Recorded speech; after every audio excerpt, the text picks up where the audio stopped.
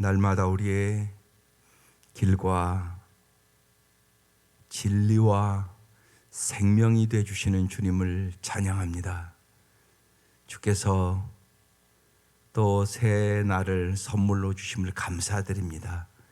이 아침도 우리에게 성령의 충만함을 허락하여 주시고 날마다 주님을 가까이 하는 복을 허락하여 주옵소서.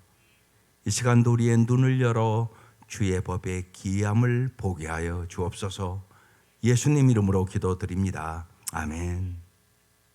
네, 오늘 말씀 요한일서 3장 1절에서 12절입니다. 요한일서 3장 1절에서 12절 한 절씩 볼 것입니다.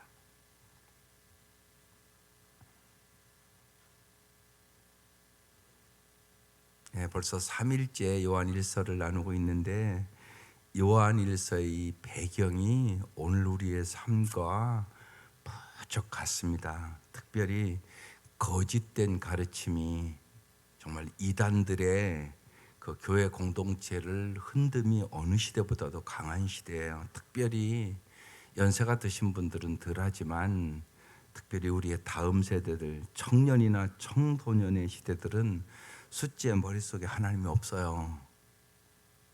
그걸 여러분 잘 아셔야 됩니다. 그런 시대를 살아가고 있어요. 그래서 요한일서 2서 3서 말씀이 무지하게 그래서 오늘날 중요한 말씀이에요. 그래서 잘 깨달으셔야 됩니다. 숫자 없다니까요. 그러니까 연세 드신 분들은 옛날에 하나님을 안 믿는 사람도 하늘이 도와줘야 돼 이 소리는 했단 말이에요. 근데 요새는 그런 사고부터 없어요. 요새 청소년들은요. 그걸 우리가 잘 알고 어떻게 하면 정말 하나님을 알게 할까 이 생각을 많이 고민하셔야 됩니다. 네, 그런 생각을 가지고 말씀을 보셔야 돼요. 1절 시작. 보라, 아버지께서 어떠한 사랑을 우리에게 베푸사 하나님의 자녀라 일컬음을 받게 하셨는가. 우리가 그러하도다. 그러므로 세상이 우리를 알지 못함은 그를 알지 못함이라. 예, 어제 말씀에 있어서 여기 이렇게 아버지께서 이렇게 써놨어요. 하나님께서 이렇게 안 써놓고요. 여기 의미가 있다는 얘기입니다.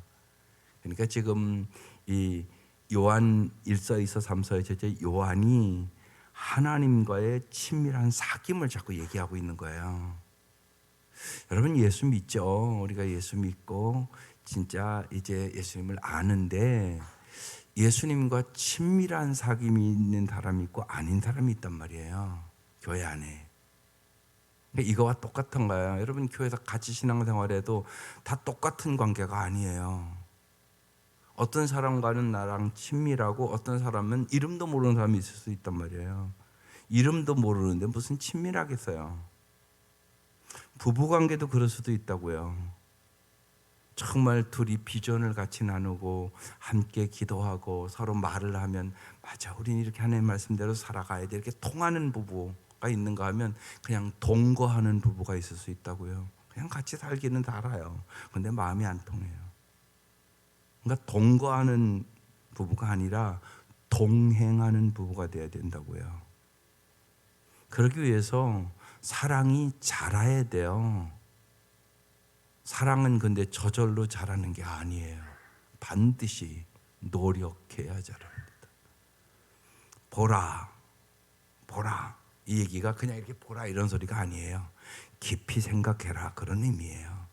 깊이 생각해봐라. 여러분 생각하고 살아야 아름다운 삶을 삽니다. 아버지께서 어떠한 사랑을 우리에게 베푸사 여러분에게 하나님 아버지께서 그래서 아버지로 이렇게 표현을 해요. 어떠한 사랑을 베풀어 주셨어요? 이 생각을 깊이 해야 된단 말이에요. 정말 하나님 아버지께서 나를 살리기 위하여 예수 그리스도를 이 땅에 보내주셔서 나를 위하여 십자가에 죽게 하셨단 말이에요. 이 사랑을 뭘로 표현하겠어요? 어떠한 사랑을 우리에게 베푸사 십자가의 사랑을 우리에게 베푸사 뭐가 됐다고요? 하나님의 자녀가 됐단 말이에요. 그러니까 내가 하나님의 자녀가 됐다는 것이 이건 엄청난 거란 말이에요. 그냥 된 게 아니라고요.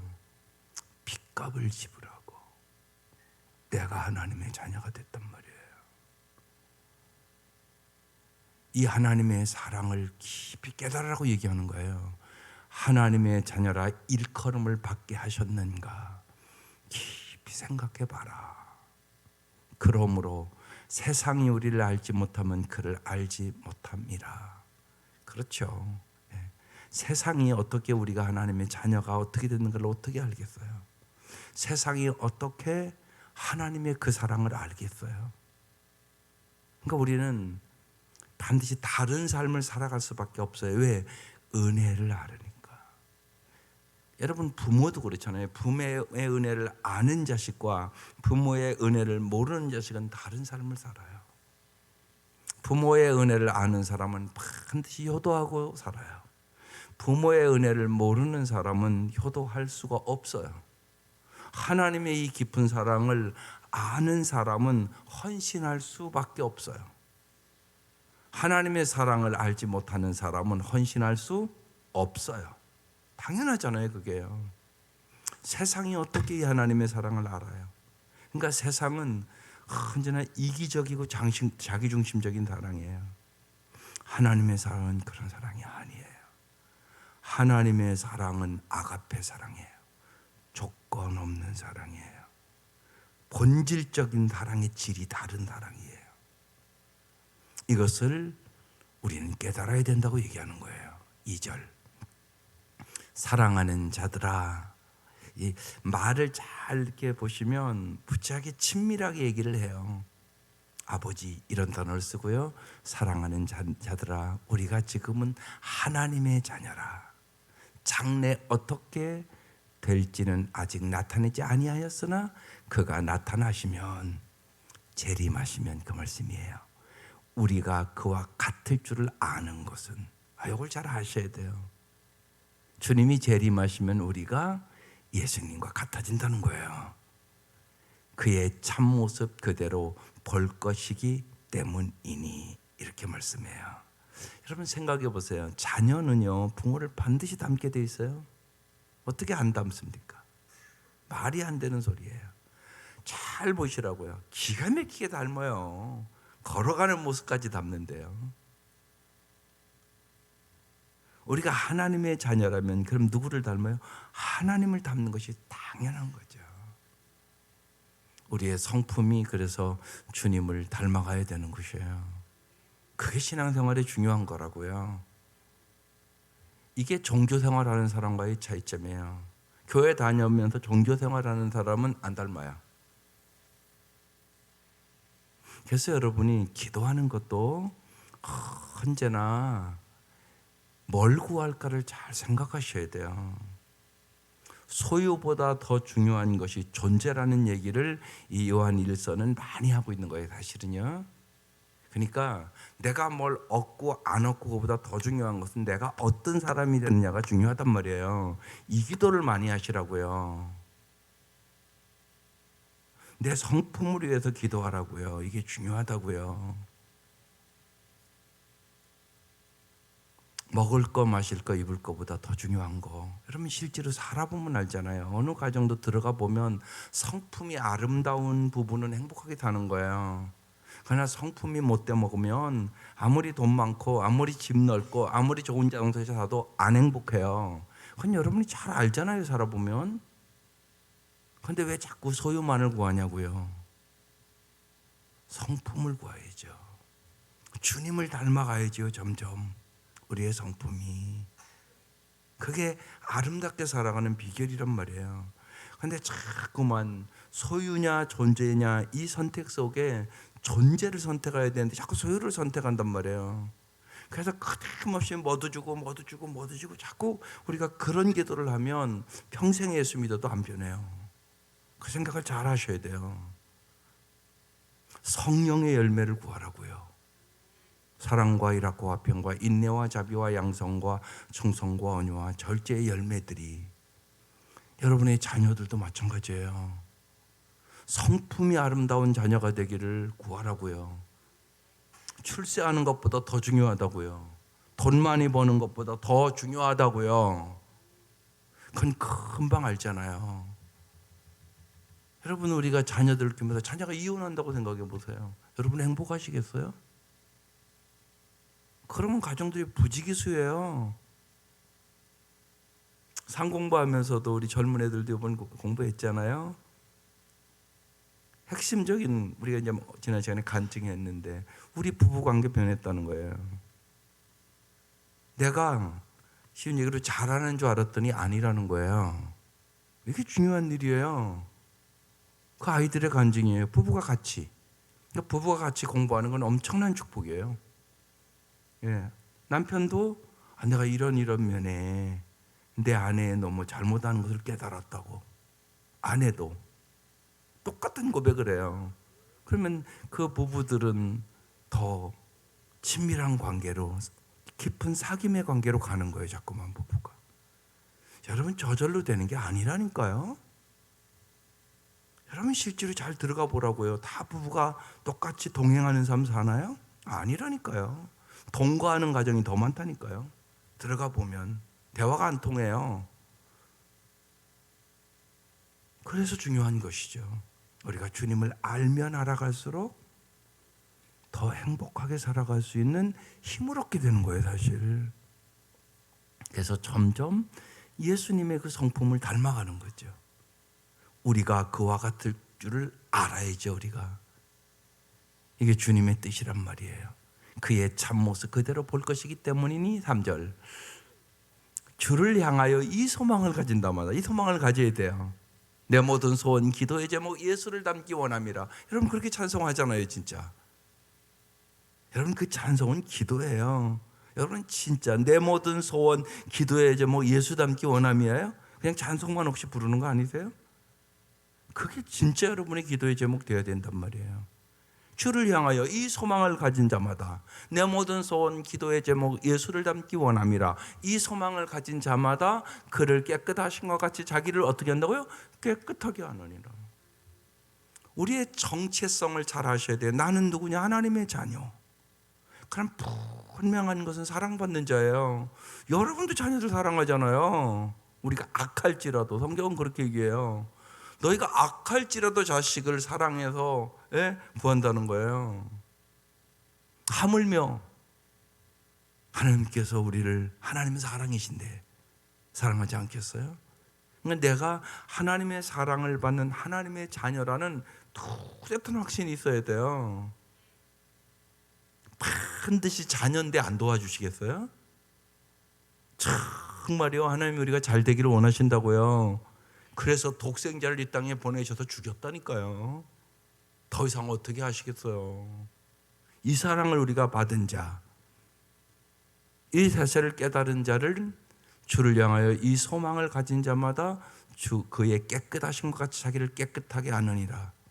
여기서 중요한 우리는 기도의 신부라고도 얘기를 하잖아요. 나는 누구냐고요? 난 하나님의 자녀, 난 기도의 신부, 나는 성령의 전. 이것을 딱 깨달으면 이 세 가지 공부하거든요. 생명의 다 공부할 때. 신부가 어떻게 살아야 되겠어요? 핵심은 순결이에요. 거룩하게 사셔야 돼요. 정말 춘향이가 이도령만 사랑한 것처럼 우리도 주님만을 사랑하셔야 돼요. 그게 신부잖아요. 신부가 자기 남편만 사랑해야지 옛날 애인 사랑합니까? 그게 말이 안 되는 거잖아요. 그러니까 그의 깨끗하신 것 같이 자기를 깨끗하게 하느니라. 이게 이제 우리가 그도의 신부로서 하나님의 자녀로서 살 자세라는 것이에요. 그래서 예수님의 재림과 주님 반드시 오신단 말이에요. 성도의 정결한 삶을 얘기하고 있는 거죠. 옛날에 사우디계도 이렇게 많이 돈 벌러 갔었잖아요. 근데 두 종류의 아내가 있었다는 거 아니에요. 정말 남편이 돈 보내주면 아주 알뜰하게 아이들과 함께 몇 년씩 있었으니까요. 그때 정말 아주 아끼면서 잘 살았던 아내가 있는가 하면 그 사이에 바람핀 아내도 있었다는 거예요. 그 남편이 다시 돌아오는 그날 똑같은 삶이겠어요? 다른 삶이에요. 그러지 않겠어요? 잊지 마셔야 돼요. 이 땅에 살아가는 삶, 우리가 어떻게 살아야 된다고요? 그리스도의 신부로 순결하고 정결한 삶을 살아야 돼요. 주님만을 사랑하셔야 돼요. 예, 세상을 사랑하지 마세요. 육신의 정욕과 안목의 정욕과 이생의 자랑에 빠지면 그곳에는 하나님의 사랑이 없어요. 하나님만을 사랑하고 하나님의 자녀답게 그리스도의 신부답게 살아가는 저와 여러분 되시기를 주의 이름으로 축원합니다. 4절, 죄를 짓는 자마다 불법을 행하나니 죄는 불법이라. 죄가 뭐라고요? 불법이다 이렇게 써 있어요. 죄인은요 무법자라고 말할 수 있어요.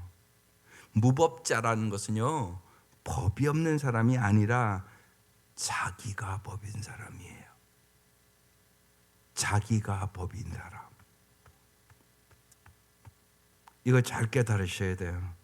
자기가 법인 사람은 언제나 자기 생각이 옳다고 생각을 해요. 많은 가정의 문제가 여기서부터 발생해요. 자기가 법이에요. 여러분 근데 잊지 마셔야 돼요. 예를 들어서 한 남자가 여자가 만나 결혼했다고 그럽시다. 30년 다른 환경에서 살았어요. 그러면 자기가 법이면 되겠어요? 그러면 계속 갈등이 일어나고 그 관계는 좋아질 수가 없어요. 다른 법에서 살았단 말이에요. 그리고 자기도 모르게 자기 부모와 똑같이 닮아 있어요. 그죠? 음식 먹는 것도 그렇고. 그러면 이제는 자기 고집과 자기 생각을 버리고 정말 하나님의 법에 맞춰서 순종하고 사랑하고 이해하고 용서하고 살아가는 법을 배우셔야 되는 거예요. 하나님의 법을 잘 배워서 부부가 하나님의 법에 맞추고 살아야 진짜 행복한 삶을 살아가는 거예요. 그렇지 않으면 평생을 갈등으로 살 수도 있어요. 그렇지 않으면 그냥 포기하고 살아요. 거기에는 행복이 없어요. 이걸 잘 아셔야 돼요. 죄는 불법이다. 법이 없는 것이 아니에요. 자기가 법인 사람. 거기에는 끊임없는 갈등이 있고 관계가 깨지게 돼요. 왜냐하면 기포면 내가 하나님 노릇하고 있는 거거든요. 여러분 언제나 잊지 마셔야 돼요. 인간의 생각은 언제나 틀릴 수 있어요. 그걸 잘 아셔야 돼요. 내가 생각하는 게 다 옳은 거 아니에요. 그게 명확해야 돼요. 하나님 말씀만 진리예요. 예수만이 진리예요. 예수가 곧 길이요 진리요 생명이에요. 오직. 그러니까 언제나 누구한테 맞춰? 예수님께 맞추셔야 돼요. 예수님 우리의 삶의 기준이 돼요. 이게 명확하셔야 돼요. 그렇지 않으면 언제나 여러분 갈등이 있어요. 그러니까 아이들도 그렇게 가르치세요. 우리 집은 언제나 하나님의 말씀대로 살아가는 집. 우리 가정은 하나님의 말씀에는 모두 다 아멘. 아무리 시대가 변해도 나이 차이가 나도. 여러분 생각해 보세요. 20대와 30대와 50대와 60대가 같이 살면 어떻게 생각이 똑같을 수가 있어요? 말이 안 돼요. 그러나 하나님의 말씀에 맞춰 살아가면 세대 차이를 초월하고 행복하게 살아갈 수 있어요. 하나님의 법대로 살아야 돼요.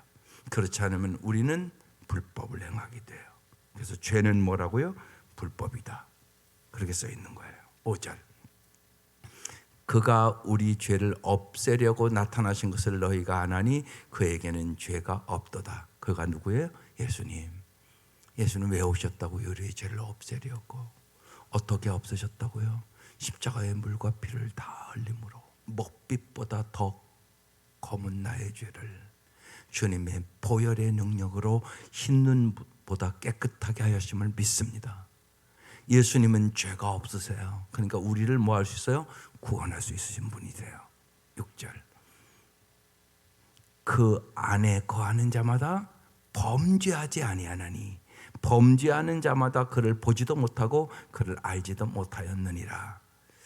여기 이제 이 말씀을 잘 보면 요한 1장에 보면 우리가 죄를 짓는다고 써 있단 말이에요. 근데 여기는 보니까 그 안에 거하는 자마다 범죄하지 아니한다고 써 있단 말이에요. 이게 무슨 의미일까요, 그럼? 우린 죄를 범하는데 분명한 것은.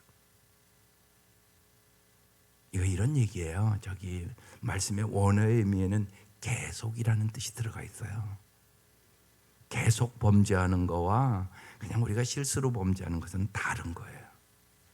그래서 예수 안에 거하는 자마다 범죄하지 아니하나니, 고의로 죄를 범하거나 계속 범죄하지 아니하나니, 범죄하는 자마다 예수를 보지도 못하고 그를 알지도 못하였느니라. 그러니까 예수를 우리가 알고 정말 예수님을 보고 여러분 사모하셔야 돼요. 그러면 우리가 죄에서 해방될 수 있다고 말씀하는 것이에요. 계속적으로 습관적으로 죄를 짓지 않는단 말입니다. 잘 보세요. 여러분의 삶에 습관적으로 죄를 짓고 있는 것이 있을 수 있어요. 나의 양심을 잘 보라고요. 나의 습관을 잘 보시라고요. 정말 우리가 예수를 알아가면 우리는 범죄하지 않을 수가 있어요. 누구의 능력으로? 예수의 능력으로. 그래서 요한일서를 계속 보면 그 안에 거하는 자마다, 이게 아주 반복돼요. 예수 안에 항상 거할 수 있기를 바라요. 그래야 우리가 반복해서 죄를 범하지 않게 돼요. 반드시 그렇습니다. 그래서 언제나 예수 안에 거하는 자, 내가 주 안에, 주가 내 안에, 주 안에 있는 나에게 딴 근심이 있으랴. 사실 근심하는 것도 여러분 불신의 죄잖아요. 그러니까 주 안에 있으면 근심이 사라지게 되는 것이죠. 7절, 자녀들아 아무도 너희를 미혹하지 못하게 하라. 의를 행하는 자는 그의 의로우심과 같이 의롭고. 그렇죠. 끊임없이 자녀들아 이렇게 부르잖아요. 우리가 하나님의 자녀니까. 요한이 계속 자녀들아, 관계를 자꾸 얘기하는 거예요. 너희를 미혹하지 못하게 하라. 계속적으로 이제 1장부터 얘기했을 것이에요. 영지주의자들이 계속 이들을 미혹하는 거예요. 영은 선하고 육은 악하다. 이 사고를 가지고, 이 사상을 가지고 믿는 사람들을 유혹하고, 그러니까 도덕적으로 아주 부패하게 살도록 미혹한단 말이에요. 오늘 우리 시대가 그런 시대예요. 성적으로 타락하면 말할 것도 없고요. 진리가 사라졌어요. 하나님의 말씀대로 살려고 하지 않아요. 그거 잊지 마셔야 돼요. 시대는 언제나 변하고 문화도 변하고 오늘 우리 이 시대도 다 무너져 버렸어요. 옛날을 생각해 보세요. 어떻게 보면 정말 우리가 예수 믿기 전에도 어떤 보면 유교적인 사상이 우리 한국에는 있잖아요. 그거보다 우리의 자녀들이 더 도덕적으로 깨끗하게 산다고 생각하세요? 여러분의 어렸을 때, 예수를 모를 때, 그때 유교적인 사상을 갖고 있었다고요. 우리 한국 사람들은요. 그만도 못하잖아요. 그런데 기독교 사상은 그거보다 훨씬 높은 사상이에요. 여러분 그걸 잘 아셔야 돼요. 그래서 주의 말씀으로 잘 교육하세요. 가정에서 같이 성경 읽고 기도하고, 정말로 자녀들이 말씀으로 무장하지 않으면 다 미혹받아요. 그런 시대를 살아가요. 제가 자꾸 여러 번 얘기하지만 이태원 사건이 요새 계속 시끄럽잖아요. 온 나라가. 그 일이 똑같이 일어나는 것이에요. 이미 일어나고 있는 거예요. 여러분 그걸 잘 깨달아야 돼요. 말씀으로 무장되지 않으면 다 그 사상과 그 문화에 다 물들어 버리는 거예요.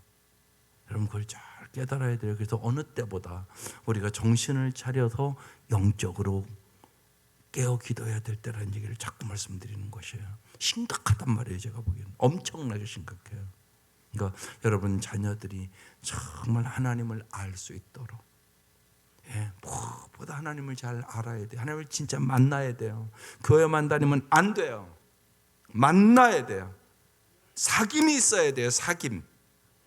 주님이 정말 좋으신 분이구나. 주님이 정말 아름다우신 분이구나. 주님이 정말 오직 나의 영원한 사랑의 대상이구나. 이런 단계로 가야 된단 말이에요. 그냥 예수 믿고 구원의 확신 갖고 그게 끝나는 게 아니에요. 사귐이 있어야 된다고요. 기쁨. 어제도 말씀드렸지만 사귐은 그냥 되는 게 아니에요. 반드시 노력이 필요한 거예요. 시간 투자해야 되고요. 같이 대화해야 되고요. 인간도 그렇잖아요. 누구랑 깊은 사귐을 가지려면 시간 투자해야 돼요. 같이 밥 먹어야죠. 그래서 목장에서 밥 먹으라고 자꾸 얘기하는 거예요. 그래야 진짜 사귐이 되니까. 가족이라는 자꾸 그 의식을 가지라고 얘기를 하는 거예요. 같이 모여서 밥 먹고 같이 기도하고 같이 아픔과 슬픔을 나누고 그래야 가족이 되는 거지. 아니 대화도 없는데 무슨 가족이 돼요. 그러니까 부부도 그 얘기를 자꾸 하는 거예요. 부부로 살아도 대화가 없으면 동거하는 동거인인 뿐이라고요. 요새는 자식도 그래요. 자식이랑요 한 달에 한 번도 대화하지 않는 가정이 수두룩해요. 마음속에 있는 깊은 대화를요 자녀랑 10분도 대화를 안 해요. 여러분 가정 잘 진짜 보세요. 10분이나 대화하세요? 아니 그러고 가까워질 수 있다고 생각을 해요? 동거하는 거라니까요. 동거 그냥. 그렇게 살면 안 돼요. 사귐이 있어야 돼요. 사귐. 아이들과 그래서 밥 먹으면서 얘기도 하고 어떤 어려움이 있었어? 요새 별일 없었어? 요새 네 고민이 제일 뭐야? 네 목표는 뭐야? 그러면서 서로 마음과 마음의 대화를 나눠야지 사귐이 되는 거라고요. 하나님과의 관계도 마찬가지예요. 똑같은 것이에요. 그런 깊은 사귐이 있어야 된다고 지금 사도 요한은 계속적으로 얘기를 하고 있는 것이에요. 그래야 우리가 의를 행하는 자는 그의 의로우신 것 같이 의롭고 주님의 의로우심을 닮아가게 되는 거예요. 8절 죄를 짓는 자는 마귀에게 속한다고 써 있어요. 마귀는 처음부터 범죄함이라. 마귀는요 여러분이 생각하는 것보다 훨씬 악해요. 죽이고 멸명시키고 완전히 파괴하기를 원하는 게 마귀가 하는 짓이에요. 그러면서 하나님의 아들이 나타나신 것은 예수님이 나타나신 것은 뭐 하려고 나타나셨다고요? 마귀의 일을 멸하라 하심이라. 오직 예수의 이름으로 마귀가 물러가요. 진짜. 마귀는 예수의 이름으로 물러가요. 그래서 여러분의 마음속에 여러 가지 생각으로 유혹도 오고요. 마음으로 유혹도 오고요. 행동으로 유혹도 와요. 그때마다 예수의 이름으로 물리치세요. 우리의 싸움은 혈과 육에 대한 싸움이 아니에요. 주님께서 마가복음 9장에 얘기를 하잖아요. 귀신 들린 아이 데려오잖아요. 제자들이 못 고쳤어요. 그러니까 그 아버지가 뭐래요? 할 수 있거든 고쳐달라고. 그러니까 뭐라고 예수님이 할 수 있거든이 무슨 말이냐? 믿는 자에게 능치 못할 일이 없느니라. 제자들이 물어봐요. 왜 우리가 할 때는 물러가지 않았냐고. 그러니까 예수님 뭐라고 그래요? 기도 외에는 이러한 유가 나갈 수 없느니라. 기도하지 않으면 여러분 마귀를 못 이겨요. 그걸 잊지 마셔야 돼요. 마귀는 우는 사자같이 여러분뿐만 아니라 여러분의 자녀도 삼킬 자를 찾아 우는 사자같이 달려든다고요. 그러니까 반드시 여러분 자녀를 기도해야 돼요. 그게 방어하는 거라고요. 막는 거라고요. 하나님이 지켜주셔야 되는 거예요. 우리가 기도할 때 천군 천사를 동원해서 지켜주셔요. 기도하면 예수의 이름으로 마귀가 물러가요. 이걸 믿으시란 말이에요. 이게 중요하단 말이에요. 예수님 왜 오셨다고요? 마귀의 일을 멸하려 하심이라. 예수의 이름으로 마귀와의 싸움에서 넉넉히 승리하시기를 바라요. 날마다 우리가 성령 충만함 받아야 되는 이유가 성령 충만해야만 마귀도 이기고 세상도 이기고 죄악도 이기고 우리 자신도 이길 수 있는 능력을 얻게 되는 거예요. 성령 충만한다는 얘기는 어떤 그냥 체험만을 얘기하는 게 아니에요. 세상을 이길 수 있는 능력을 얻게 되는 거예요. 이게 성령 충만함이란 말입니다. 9절 하나님께로서 난 자마다 죄를 짓지 아니하나니. 우리는 하나님께로부터 난 자잖아요. 하나님의 자녀 됐잖아요. 이는 하나님의 씨가 그의 속에 거하며 그도 범죄하지 못하는 것은 하나님께로부터 났음이라. 여기 하나님의 씨가라는 단어가 있어요. 예수님을 영접하면요 하나님의 자녀가 되는 특권을 얻어요. 그건 믿으시죠? 요한복음 1장 12절 영접하는 자 곧 그 이름을 믿는 자들에게는 하나님의 자녀가 되는 특권을 얻었단 말이에요. 하나님의 자녀가 되면 우리 안에 하나님의 씨가 오늘 저 말씀처럼 우리에게 심겨진 것이에요. 그 씨가 우리 안에서 자라야 되는 거잖아요. 씨는요. 자라게 되면 우리의 생각과 우리의 말과 행동에 하나님의 모습이 드러나게 되는 거예요. 그래서 하나님의 형상이 회복되는 것이에요. 그래서 예수님이 이 땅에 왜 오셨냐? 하나님의 형상을 회복하려고 오신 것이에요.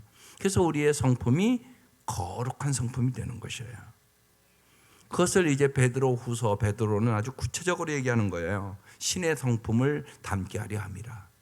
그걸 이제 아주 구체적으로 어떻게 써 있어요? 믿음의 덕을, 덕의 지식을, 지식의 절제를, 절제의 인내를, 인내의 경건을, 경건의 형제우애를, 형제의 사랑을 더하라. 아주 명확하게 써놓은 거예요. 우리의 신앙이 그렇게 가야 되는 거예요. 자꾸만 더 높은 단계로, 예수의 성품을 넘는 단계로 자꾸 올라가야 되는 거죠. 날마다 정말 내 모든 소원 기도의 제목 예수의 성품을 담기 원함이라. 이 기도가 날마다 우리의 삶에 이루어져야 되는 것이에요. 왜? 우리는 하나님께로 났으니까, 하나님의 자녀가 됐으니까. 10절 이러므로 하나님의 자녀들과 마귀의 자녀들이 드러나니 다르죠. 무릇 의를 행하는 자나 또는 그 형제를 사랑하지 아니하는 자는 하나님께 속하지 아니하니라. 하나님께 속한 자는 의를 행하고 사랑의 삶을 살아간다는 것이에요. 하나님께 속하지 않은 자는 마귀에게 속아서 마귀의 자녀처럼 살아간다는 것이에요. 여기에 대한 분별력이 있어야 돼요. 중요하잖아요. 마귀의 자녀로 살면 어떻겠어요? 그건 망하는 길이잖아요. 하나님의 자녀답게 살아가야 되는 거죠. 날마다. 그래서 하나님께 속한 자로 살아가야 되는 거예요. 주가 내 안에, 내가 주 안에. 언제나 이 고백이 있어야 돼요. 언제나 날마다 주가 내 안에, 내가 주 안에. 오늘도 살게 하여 주시옵소서. 11절 우리는 서로 사랑할지니 이는 너희가 처음부터 들은 소식이라. 사랑이 잃어버린 사회예요. 지금 우리의 사회가. 사랑이 제일 중요하지 않은 것처럼 살아가요. 그게 오늘 우리의 사회예요. 이게 심각하다는 얘기예요. 사랑이라는 거 다 예를 들면요, 가수들 노래 부르는 거 다 사랑 타령이에요. 그런데 정말 저들이 사랑을 아느냔 말이에요. 하나님을 알지 못하면 사랑을 모르는 것이, 알 수가 없어요. 아가페 사랑을 어디서 알겠어요? 생각해 보세요. 세상에는 없어요, 아가페 사랑. 솔직하게 세상의 모든 사랑은 계산하는 사랑이에요. 예수님의 제자들 3년 반 동안 예수님 따랐어요. 근데 예수님 사랑 몰랐어요. 그들의 머릿속에는 계산하는 사랑뿐이었어요. 어떻게 하냐면 예수님 덕 볼까? 예수님 따라다니면서 어떻게 하면 한 자리 해먹을까? 어떻게 하면 예수님 따라가면서 나의 유익을 얻을 수 있을까? 이 생각 가지고 따라가 다녔어요. 그리고 예수님이 십자가에 들어갈 때 따도먹었어요. 그게 내 모습이란 말입니다. 예수 믿어도 얼마든지 그럴 수 있어요. 어떻게 보면 수많은 사람들이 교회 다니는데 언제나 내 덕, 예수 덕 보려고, 예수님을 사랑해서 따르는 게 아니라 예수님 덕 보려고, 그 사람들은 반드시 예수를 버리게 돼요. 그래서 여러분 잊지 마셔야 돼요. 계산하는 사랑은 참 사랑이 아니에요. 그런데 오늘 이 사회가 다 계산하는 사랑이에요. 그러니까 하나님을 내가 진짜 알지 못하면 아가페 사랑이 뭔가를 몰라요. 말로만 얘기를 해요. 그래서 하나님과 깊은 사귐이 있으셔야 돼요. 주님과의 깊은 사귐이 없으면 주님을 사랑할 수는 없어요. 그냥 교회는 다니에요. 그런데 정말 사랑해서 다니는 게 아니에요. 내 유익 보려고 다니는 거예요. 이런 교인들이 많단 말이에요. 오늘 이 아침 새롭게 여러분의 영혼의 눈을 여서요, 주님이 여러분을 얼마나 사랑하시는지 그것을 깊이 성탄에 경험해야 돼요. 주님이 나를 사랑하셔서 하늘의 영광을 버리시고 이 땅에 오시는 거잖아요. 그리고 나를 살리기 위해 죽으시는 거잖아요. 예수님 죽으러 오시는 거예요. 사실상 나 살리려고. 이 사랑을 깨닫는 게 성탄이에요. 이 깊은 사랑을 깨닫고, 주님의 그 사랑을 내가 이제 알았습니다. 이제 철든 자녀로 살아가야 될 거 아니에요. 이 아침 이 새벽에 왔는데 정말 내가 그 은혜를 아는 자녀들 키워보면 어렸을 때는 모르죠. 자라면서 그래도 20이 넘어서 좀 깨달으면 그건 일찍 철든 거잖아요. 정말 내가 철든 부모의 은혜를 깨닫는 자식이 돼야 철든 거잖아요. 하나님과 우리의 관계도 동일해요, 여러분. 나는 정말 하나님의 마음을 아는, 하나님의 그 크신 사랑을 아는 철든 자녀인가? 오늘 이 아침 다시 깊이 생각하고 정말 사귐의 기도를 드리세요. 마지막 12절, 가인같이 하지 마라. 그가 악한 자에게 속하여 그 아우를 죽였으니, 시기해서 죽여요. 어떤 이유로 죽였느냐? 자기 행위는 악하고 그 아우의 행위는 의로움이라. 그래서 자기 형제를 죽였다는 것이에요. 그러면서 사랑의 삶을 살으라고 말씀하는 것이에요. 하나님의 이 사랑을 모르면 우리는 사랑의 삶을 살 수는 없어요. 언제나 계산적이고 이기적인 사랑을 하고 인생이 끝납니다. 진짜예요. 정말 주님의 그 사랑을 내가 깨닫고 그 사랑이 나를 통하여 강물처럼 내 사랑하는 아내와 남편과 자녀들과 내 이웃에게까지 넘쳐 흘러나갈 수 있기를 주의 이름으로 축원합니다. 기도드리겠습니다. 하나님, 요한일서의 말씀을 저희들이 묵상하며 오늘의 이 시대를 정말로 볼 수 있는 영혼의 눈이 열리게 하시옵소서. 점점 사랑이 식어가고 사람들의 머릿속에는 오직 계산하는 사랑만이 있는 이 시대에 주님은 우리에게 아가페의 사랑이 무엇인지, 조건 없는 사랑이 무엇인지를 가르쳐주기 위하여 이 땅에 육신을 입고 오셔서 우리를 위하여 십자가의 물과 피를 다 흘리시고 나를 살리기 위하여 죽으신 주님임을 저희들이 믿습니다. 주님, 이 사랑을 알게 하시옵소서. 이 사랑을 깨닫게 하여 주시옵소서. 괜스레 성탄절이라고 떠들지 않도록 도와주시고 진실로 이 사랑과 이 은혜가 이 땅에 주님으로부터 강물처럼 흘러들어오기를 무엇보다 소망하며 기도하는 시간들이 되게 하여 주옵소서. 주님의 그 은혜와 그 사랑에 감격하여 하나님의 은혜에 합당한 삶을 살게 하시고 그 사랑의 삶이 우리의 삶 속에 나타나게 하시옵소서. 예수님의 이름으로 기도드립니다. 아멘. 주기도문 드리겠습니다.